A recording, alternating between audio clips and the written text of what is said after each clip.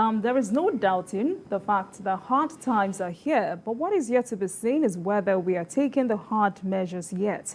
The Director General of Budget Office of the Federation, Professor Ben Akabueze, has recommended suspension of salary increases for government agencies and discontinuation of fuel subsidy, among other measures, to avert debt crisis and ensure economic sustainability. Speaking at a function in Lagos, Professor Akabueze noted that the public debt burden has resulted in the increasing debt service obligation, lower fiscal space for development spending, suspension of capital projects, and constraints in the provisions of social amenities. BQ, 41.6 trillion naira debt profile. This is crisis. We've said repeatedly that, look, when you continue to take loans up and down, as if the art of taking loans is getting out of fashion. It comes with consequences. There are repercussions for the unrestrained appetite for taking loans. There are repercussions. People telling us that, the money will be spent on infrastructure and all that. They've got to realize that no one is saying don't build infrastructure. But we leave what we need to do undone. Too many leakages in the area of revenue generation we are not addressing. A lot of the revenue generating agencies of government, more than 60 of them, a lot of them are not remitting what they should actually be remitting. Just any time the House of Reps or even the Senate calls them for oversight, you see some of the revelations that will come out. If we block the areas through which resources are leaking, and we focus on transparency in revenue generation, we will be able to find the funds to take care of some infrastructure and even social needs of our people.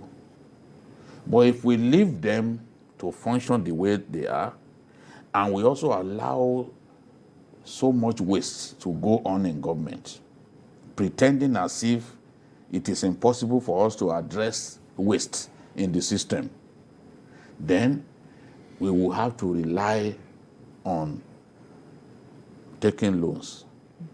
We now see every opportunity to take loan, we jump at it. When people complain, they will call those who are complaining home economists. Now, we are seeing more and more people in government with their own mouths, not Babajide's mouth, with their own mouth saying, look, this is what is going on. You had the woman from the debt management office talk the other day. We've had the minister of finance. I wonder whether those who call critics home economists will go and call those people home economists as well. We've had even people like Rewane also talk about it. They are not economic illiterates. They understand what we are talking about. So unrestrained taking of loans have all kinds of implications, because it then means that you will set aside more money for debt servicing. We've seen debt servicing outstrip revenue in the last quarter. It outstripped revenue by more than, I think, about 100 and something percent. That is dangerous, because it means that your capacity to pay back is shrinking. Because you should be able to pay back from what you earn. If what you are earning from crude oil is going down, then revenue that you are generating internally must go up. Otherwise, what do? Debt servicing will then choke us to the point that we can't free money for social services and other things. Those are the things that these people are complaining about. And they are saying, look, let us also address the matter of oil theft. The kind of oil theft that we are talking about in my country, I don't think that has happened anywhere else. That super tanker will be brought into our country and it will load hundreds of thousands of liters only for people in Equatorial Guinea to help us. It would actually escape from our own territorial waters, only to be stopped in Equatorial Guinea. That shows that big people, power people, are involved in this massive oil theft.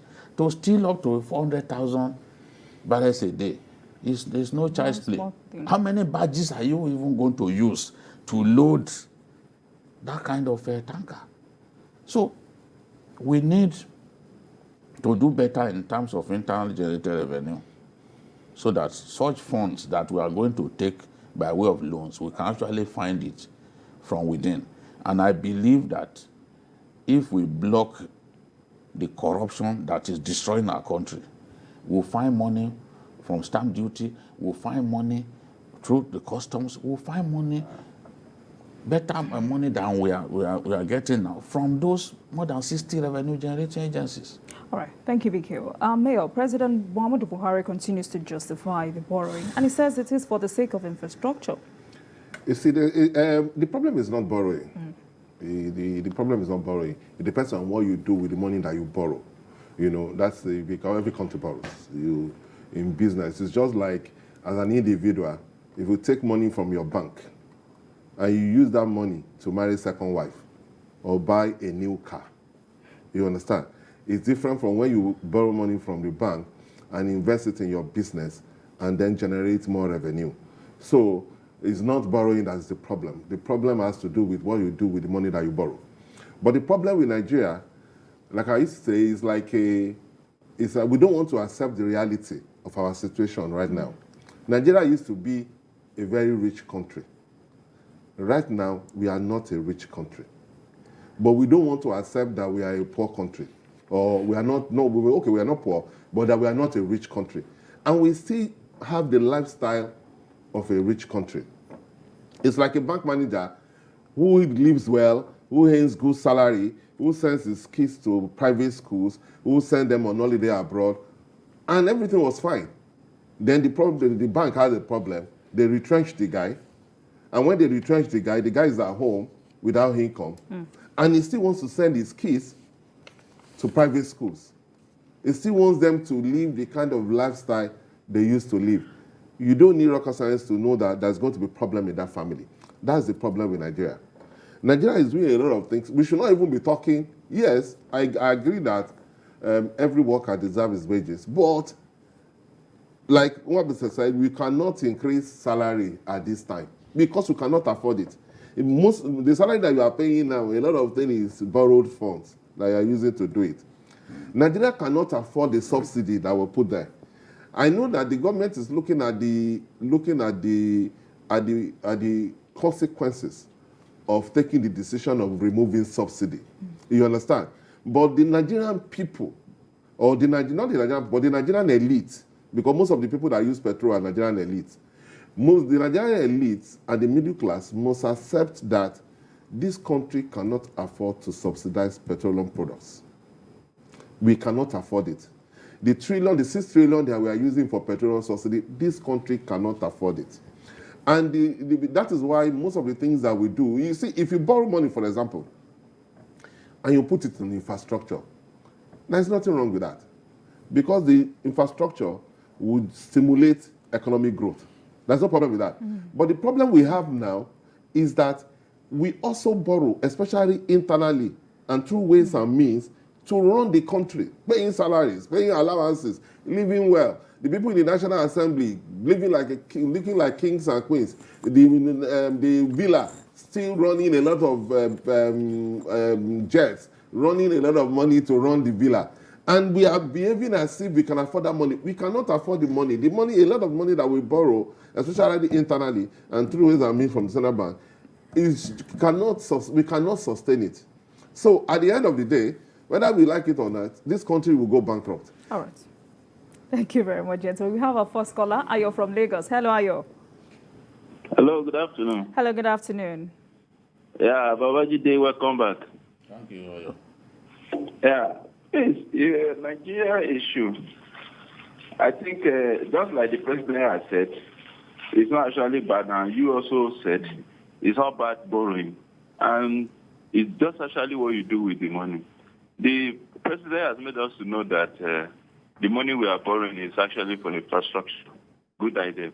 But the problem is, you borrow for infrastructure, a bridge or road that should be constructed with 100 billion. But you see us awarding it for 100 billion naira. Good fund. All right. Thank you very much, Ayo. Thank you for your contribution.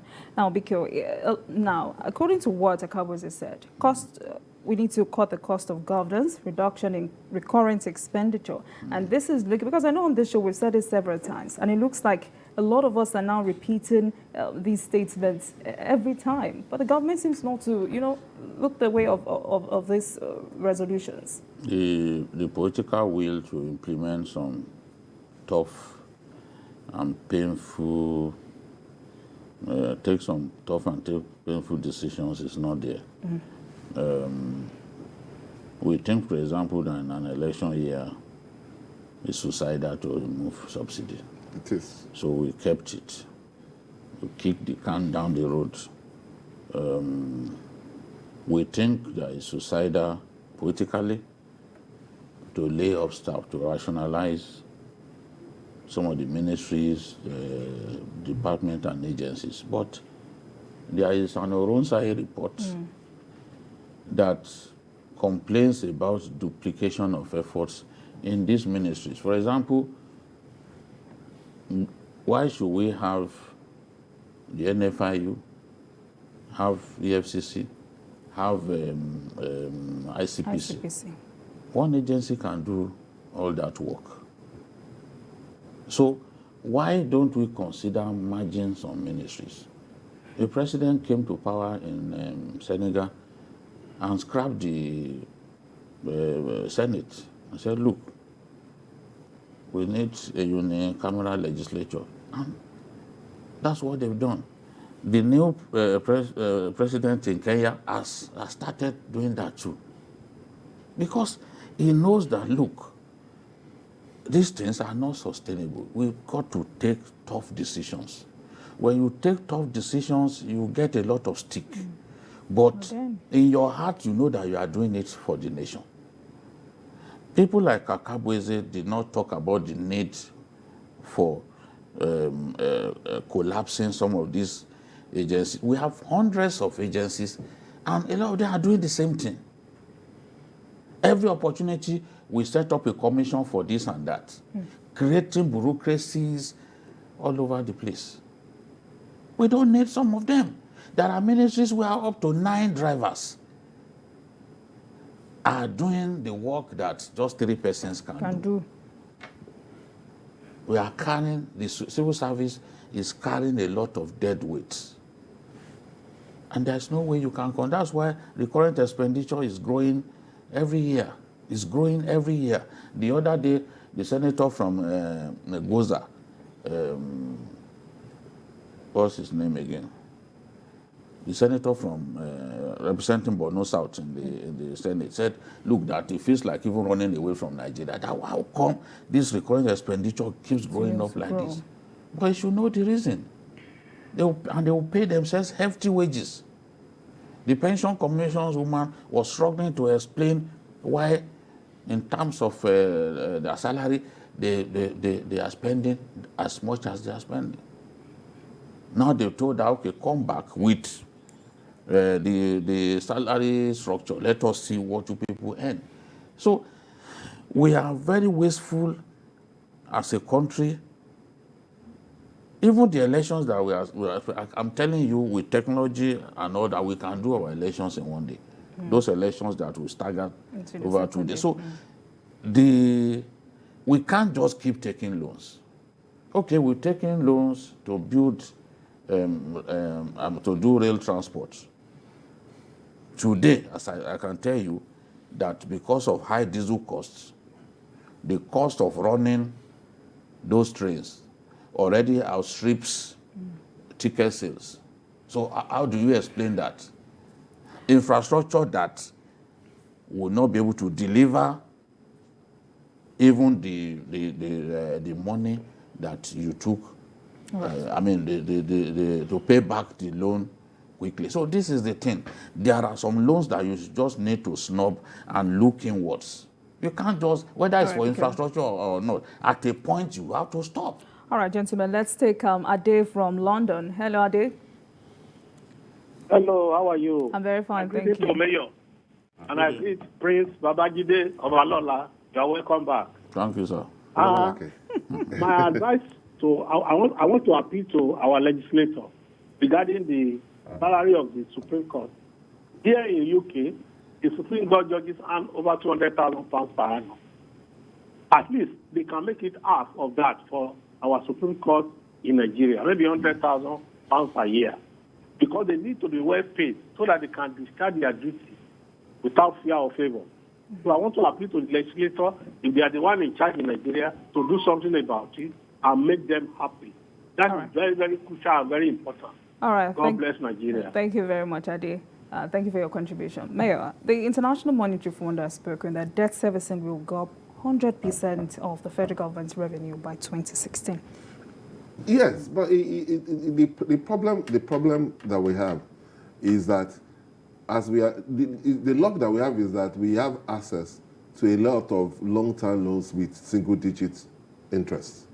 But because our revenue is dwindling and our cost of running the country is still very, very high, we need to borrow from everywhere. As we are borrowing, we are borrowing locally, we are borrowing from the Central Bank, we are borrowing everywhere to just keep the country running. And that is not sustainable. It is not sustainable. And I blame the president for it, because with all respect to the president, he has done his best, but to me, I don't think he has done well enough. The reason being that these difficult decisions that we are saying that you need strong political will to take are decisions that he should have taken immediately he came in as president, when his goodwill was very high. When he came in as president, the goodwill was very high. So he could have taken some decisions then, and the people would have been used to those decisions by now. Yes. But he did not take those decisions. He allowed it to fester. Now, he's not in a position to take those decisions because election is coming in 5 months. How do you remove a presidential subsidy? Of course, your party will lose election straight up. You understand? How do you merge ministries and parastatals? People will be hungry and you will lose election. So that's why I pity the next president that is coming. The next president that's coming has a lot of work cut out for him, because whether we like it or not, we have to take those decisions. We cannot afford what we are borrowing. If you have 10 naira at home and you borrow 10 naira outside, it's the 10 naira at home that you have spent. You understand? And that is the problem with Nigeria. We don't have the money we are borrowing everywhere. We can't afford it. The revenue is dwindling because the people in government, because we have a weak president who is the Minister for Petroleum Products, the people in NNPC and their friends and cohorts are just stealing Nigerian crude brazenly. It's shocking, but it is the people in NNPC and their friends that are stealing the oil. You cannot steal the oil if you are not a big man in court. You cannot. But the president is the Minister for Petroleum Resources. The income even when we make the income, they were supposed to do TSA. A lot of them don't remit the correct amount of money to a TSA. So, they show Nigeria is broke. But we still behave like a big man, spending the money we don't have. So we have to do something about it, because whether we like it or not, we are going to get to that point that we are going to accept that we cannot afford this thing, and we should not let this country go bust. All right, gentlemen, we have another caller, Uche from Abeokuta. Hello, Uche. Good afternoon, leading the house. Good afternoon. Chief Babajide, I salute you. Thank you. You're welcome back. Thanks. Mayor in the house. Thank you, sir. Yeah, good afternoon. This is Uche from Abeokuta.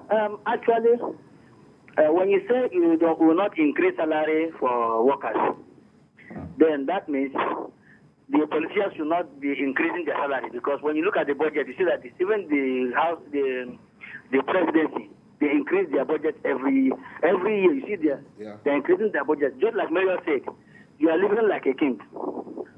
And nobody, you cannot explain that to the people, that you don't have money. Now, for us to even remove subsidy, we must build our refinery.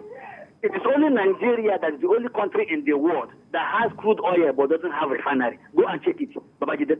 No country in this world now that has crude oil and they don't have refinery. And if we have refinery, then we will not be producing it with naira. We will be using it with naira. How can you have cassava in your village and you go to Lagos to go and to do it the way they are doing cassava? All right, thank you, Uche. Thank you very much for your contribution. BQ. Yeah, I think our situation is not beyond redemption, but we need to take tough decisions. I said here before that Asiwaju Bola Ahmed Tinubu had to restructure and lay off a lot of workers in here Lagos in Lagos. State, yes. He was not afraid of losing the election. He knew that it would be tough. But he knew that that was a decision that he had to take. And he took that decision. Yet, he was re-elected. He was re-elected. So, now, Ruto has come into power in Kenya. He's already taking such decisions. He's not thinking that he will not be re-elected. I mean, there are big decisions that we can take in the interest of our nation. The interest of our nation is what matters the most. All right. It matters more than being re-elected and all that. No. If at the end of the day, you took a decision and the people can see real progress spring forth from that big decision that you took, they will even thank you for taking that decision. So this is the thing. Right. Let no one be, let us not hear that, on the eve of an election, certain big decisions can be taken. We saw Obasanjo increase fuel prices just some days before he left office. All right. Thank you, BQ. Thank you very much.